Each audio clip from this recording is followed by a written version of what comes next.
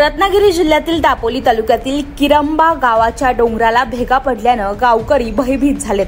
त्याला इथे भेगा पडल्यात पावसामुळे, रस्ता कसला गेलाय त्याच्यामुळे आम्हाला चालत यावं लागतं। या डोंगरापासून लोकवस्तीला धोका निर्माण झाल्याने ग्रामस्थांना रात्र जागून काढण्याची वेळ आलेली आहे।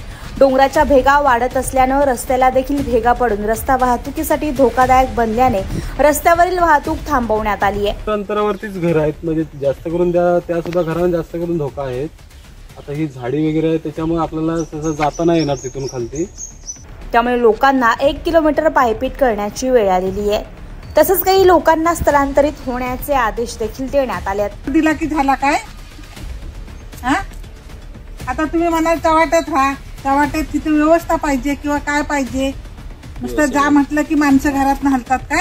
Muzammil Jaitapkar, MJ news, Ratnagiri.